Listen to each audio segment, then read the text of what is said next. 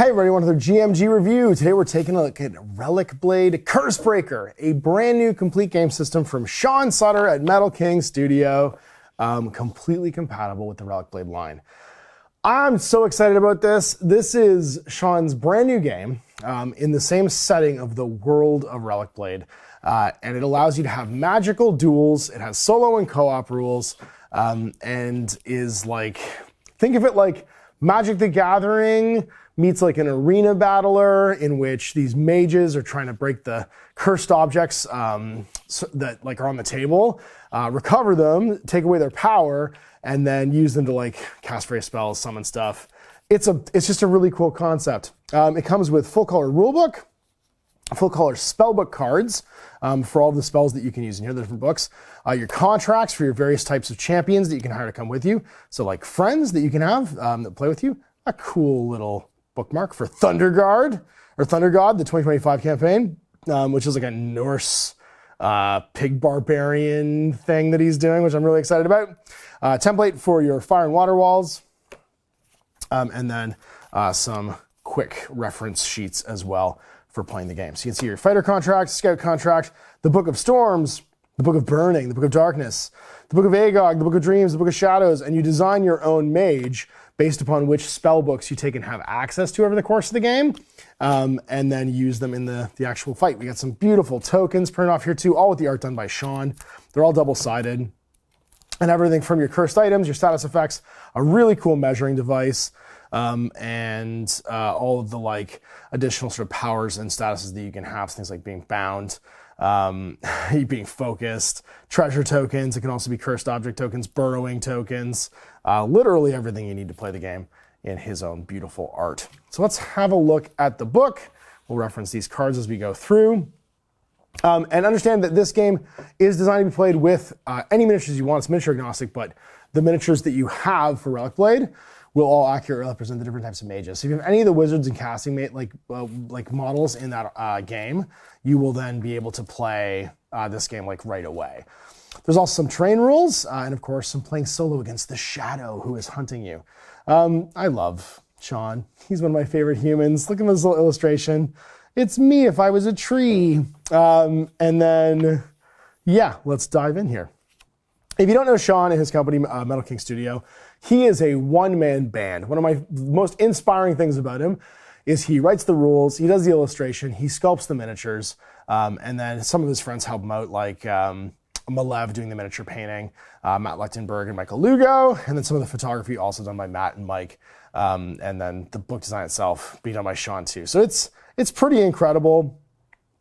And what we get in here as well, which I really enjoy, is we get a really thorough description of the world itself and a world map kind of stitching together all of the places he's referenced in his previous, like in the previous sort of like Relic Blade books, like Thorin, the Vogellands, which was one of his campaigns, the Lostwood, Tazia, Karai, Akkad, the Shattered Lands, which is like where the apocalypse kind of happens, the South Sea, Camorra, and just kind of like the sort of overall like cataclysmic story of what's happened on Arca. It's a sundering basically doom in the world. Survivors have hung in the brink of ultimate destruction for generations. Struggling civilizations were built on the corpses of ancient empires, and lingering curses and feral magic corrupted the land.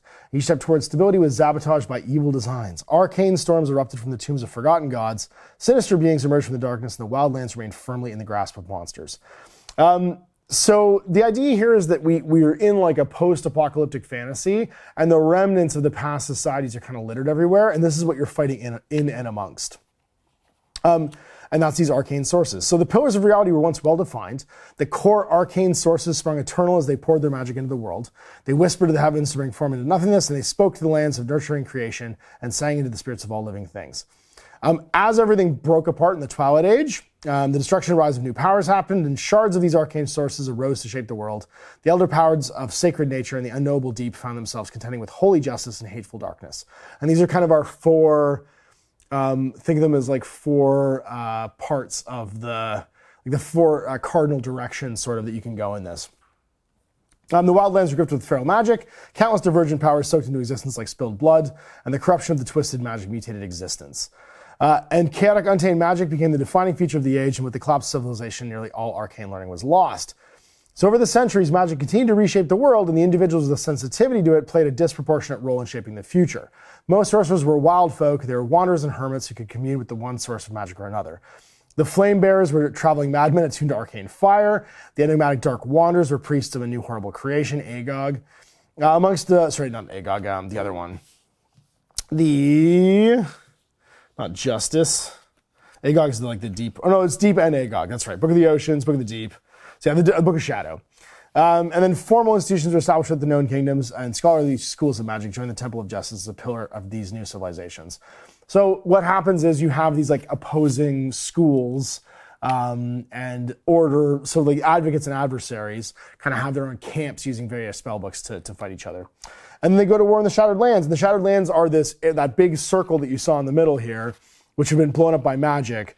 They're trying to sort of either, find the artifacts that can bring them more power, or like get rid of the cursed objects that are shattering it in a hope that they can bring some order to the chaos. And that's the idea, is you're having these magical duels inside the Shattered Lands between various sorcerers, and you're harnessing the different powers they have access to by choosing different spellbooks. So let's talk about the game overview. Players enter the Shattered Lands as a learned magician with mastery. I almost said musician.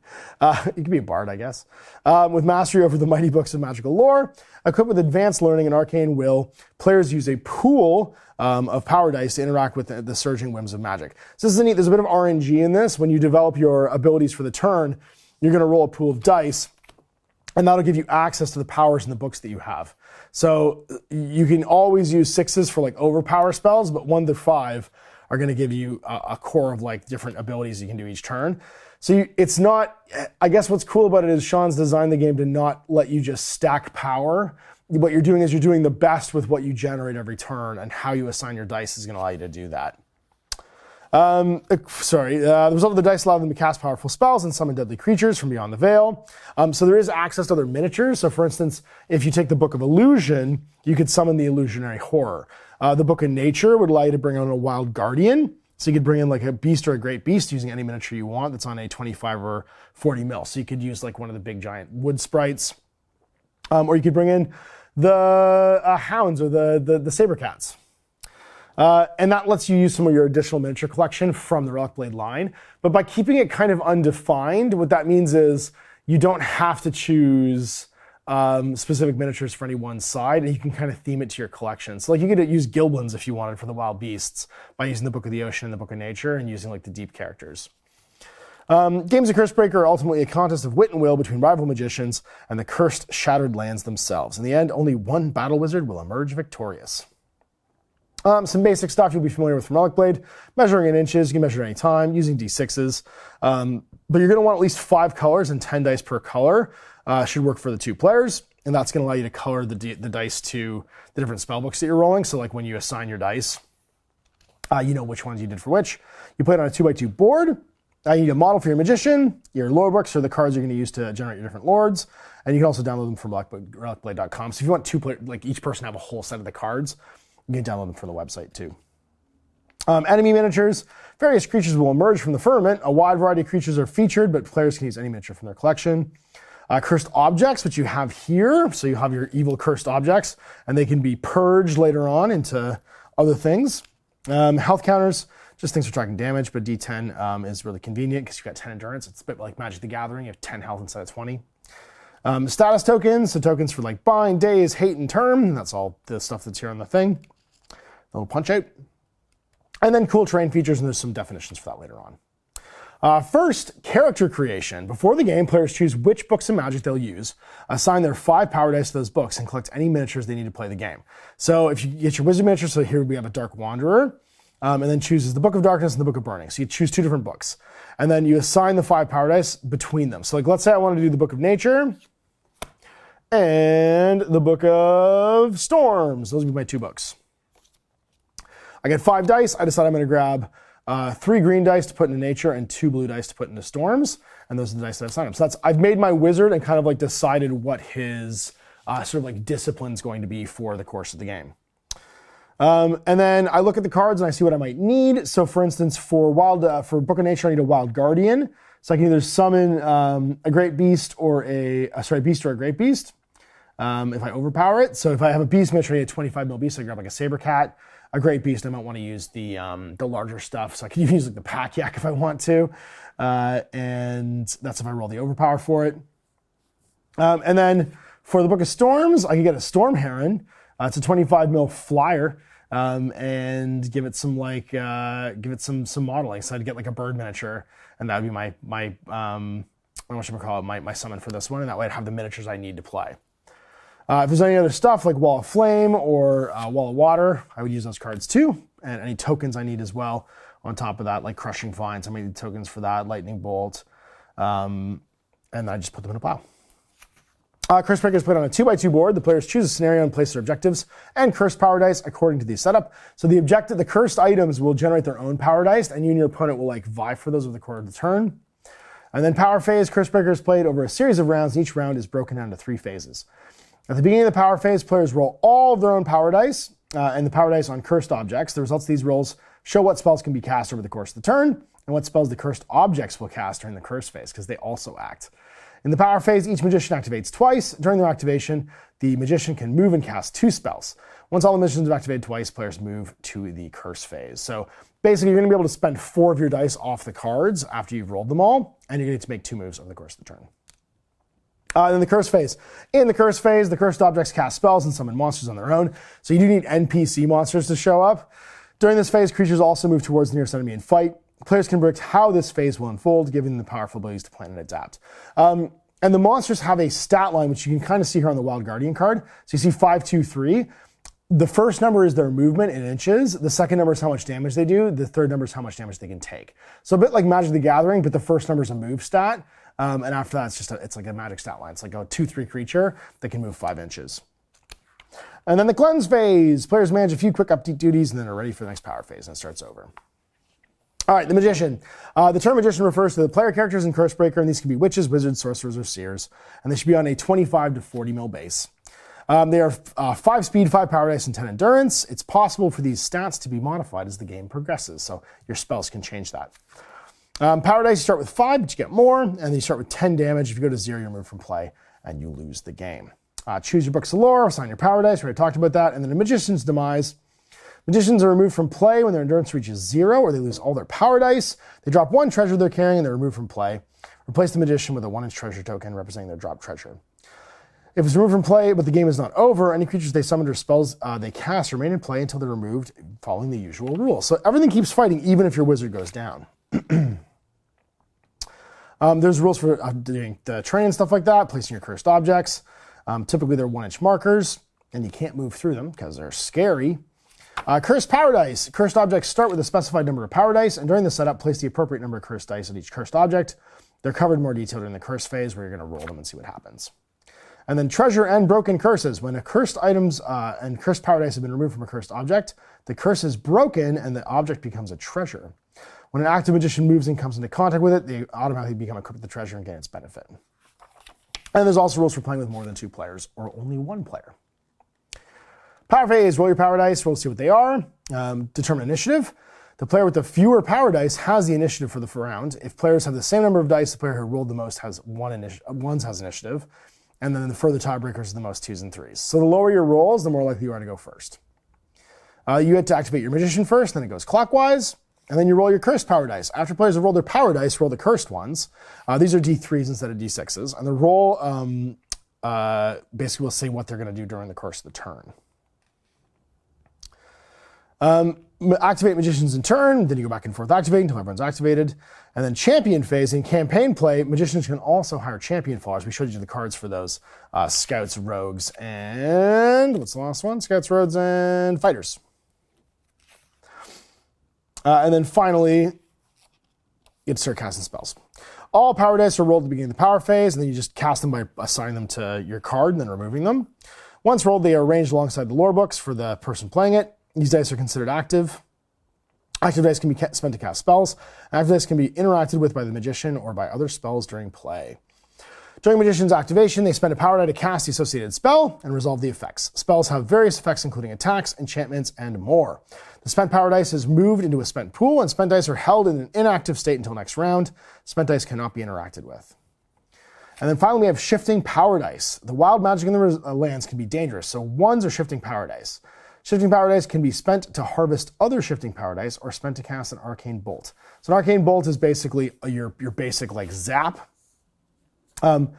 Shifting power dice may be spent to steal a shifting power dice from their magician or cursed object within 6. This is the way that you can harvest the power off of, and that's why you're rolling d3s, off of the cursed objects. And an arcane bolt is just a damaging spell with a range of 6 and 1 damage.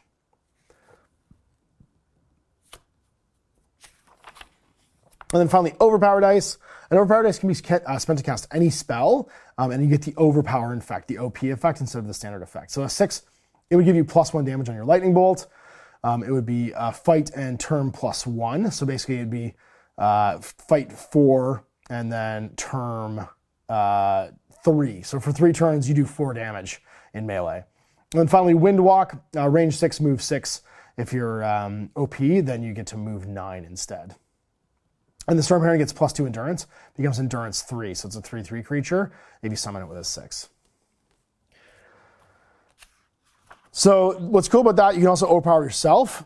It allows you to heal. Every 6 you do can, like, it's basically like restoring your power field in Magic. And then the curse phase. First, evoke your curses. During the power phase, players roll those d3s. The curse power decides of 2 are cursed dice and 3 are summoned dice. During the evoke curses step, resolve all the cursed dice and then resolve all summoned dice. The players with initiative chooses the order in which they're resolved. So if you're doing shifting power can be harvested. So if they roll any 1s on the curses, you can spend your 1s to draw this power off and turn it into treasure. So on this one, for instance, an insect swarm is a summon on a 2, and a basilisk is on a 3. So insect swarm would bind people, it's like a spell in effect, and then you wicken a basilisk on a 3. And I believe the different scenarios can give you different things that they would do based on what the type of cursed object is. And when creatures arrive, they will then activate in the curse phase. They move their speed in inches. They fight 1 inch horizontally and 2 inches vertically at the end of their move. And then how much damage they can take. If it gets reduced to 0, they die. And they don't heal at the end of a turn, like in Magic. They keep taking damage until they're dead. Creatures set up at the start of the scenario and those summoned by cursed objects are considered snare creatures and are friendly to one another. Creatures summoned by magic are friendly to that magician and champions and any other creatures that are summoned by them. And characters are not explicitly friendly are enemies. We get some basic AI stuff for moving them around. The fight step, they do their damage. And then the cleanse phase, you reduce term and hate. Some spells remain in play for a set amount of time. The spells have their term go down by 1. And then characters under the hate effect have their hate value reduced by 1 as well, which can cause them to have additional effects. It's a status. Move shifting power dice. Shifting power dice belong to a magician that were not spent during the power phase or moved from the magician to the nearest cursed object, so you have to spend your 1s. Objects with broken curses cannot receive shifting power dice. If there's no cursed objects in play, the shifting power dice are moved to the nearest magician instead. So those 1s will move around, and you'd use like a colorless mana sort of to bounce them around, but you can accidentally repower or power up cursed objects if you don't spend your 1s. So you at least cast those arcane bolts or steal the shifting power dice off of cursed objects.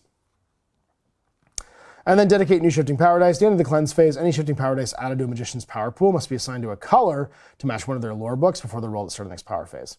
So they're shifting power dice when they go to you and they like are attracted, but then they convert into one of your spell books and your spell books can gain additional power. So that's how you end up with having different power levels over the course of the game. And then finally winning the game, scenarios will usually have a victory condition. If the victory conditions are met at the end of the cleanse phase, the game is over and victor is crowned. Regardless of the victory conditions, the last magician's alive is the victor. In the case of a draw, the player with the most power dice is the winner. Additionally, tiebreakers are the most treasure, the most remaining endurance. And finally, the player with the best hat, measured subjectively in glory and majesty. Possibly the greatest rule Sean has ever written. I like hats. We get some core rules for terrain and terrain setups, what kind of terrain density you should have for the game. Rules for the different magical lores and how the spells effects get done. And then the background and books of lores are actually reprinted in here. So even if you didn't have access to the website, you could just play to the book and photocopy them, or just look into the book when you're rolling dice. Beautiful centerfold by Sean. various characters from the previous releases and stuff like that. The Squid Assassin is definitely one of my favorites. And then campaigns. So we got some campaign achievements you can play, how you hire followers, like your different champions and stuff like that. Your campaign achievements that you try and do, and then a solo campaign for playing Shadow of Solitude, for playing against the Shadow. More beautiful photography, lots of Malev's painting here. And then the scenarios themselves in the Shattered Lands. So you get an idea of what this place looks like. You know, it's very, what is it, Tears of the Kingdom, right? There's all kinds of floating stuff in the sky. Nobody's really sure what's happening. And yeah, you're gonna go up to the Lost Temple of Agog at some point, but you got all kinds of different sort of like temples and locations the various books of magic qualify for. And then we've got our different scenarios, the Assassin's Lair, the Basilisk Graveyard. And they might have a specific like summon or curse for the cursed objects, Necromancer's Gallows, the Akkadian Ziggurat, the Bloodstained Arena, the Lost Temple of Agog, and they're all assigned to one of these cool locations that Sean has drawn up here, right? So you even know what it would look like where you're playing over the course of the game. Rules for the different cursed objects, like the Mud Holes, the Lost Pages of Agog, the Templar's Tomb and the Heavenly Reliquary will have different ones. And what's cool is there's like a token for all of these. And then how you win through your achievements, extra tokens you can photocopy if you need them. And then, again, the books of lore in the back, with permission granted for photocopying. A campaign record sheet for playing the game, and a quick reference in the back, and that is it.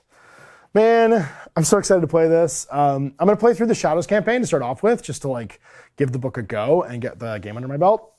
And then I'll probably grab Mike and play some actual Cursebreaker, because he's got enough stuff painted that we can definitely do it and try like the head-to-head ability as well. So, man, good job, Sean. Sean, like, so here's what I love about this particular project that he did. Is it's a brand new game system. It's fully compatible with Relic Blade itself. So you could play a Relic Blade Vogelland's campaign and then take this for like a little mini one-off adventure with your wizard and then have him come back. It's just a great, it's a bit like when I reviewed Void Cowboys. Is it called Void Cowboys? Where it's just like you're outside trying to fix a spaceship. You're taking all the same ingredients from your game and you're creating something additional I can do with the same miniatures. A lot like Kill Team is for 40K, this is just a great way of doing something new, doing something different, making people excited about their miniature collections they already have, and then giving a fully different experience. So as his friend and as a game designer, I couldn't be more proud of like this piece of work that he's done. Obviously, he's an immense artistic talent, but this is just really good game design because it takes his existing, it's like going to your fridge and looking at all the existing ingredients you have and then making something you've never made before totally different than what you normally make and with different mechanics. And so, yeah, this is probably one of the easiest to learn sort of like magic style games, but with the character creation, the customization of your wizards, I think there's like infinite replayability here because there's so many spell books and ways you can theme your wizard. And because his miniature is agnostic, but obviously is, you know, tied to his miniature collection, I think anybody can play it right now just out of the box if you have a fantasy miniature collection. So great job, Sean. Definitely, guys, check out Cursebreaker. It's a complete game in a box that's like miniatures agnostic. You get all the stuff you need except for some dice. And yeah, what a cool, like, think of this as like Kill Team for Relic Blade. It's its own separate, cool, unique thing that gives you an excuse to paint the miniatures that you didn't necessarily know you wanted from the same line or is for a faction you already play. And yeah, and just has like the same great feeling, but with a totally different vibe because it's wizards dueling instead. So there it is. Thanks for Sean sending along Cursebreaker for me to check out and for you guys for watching. I'll be back with reviews of some of the new factions for Relic Blade itself next week. Go to MASH.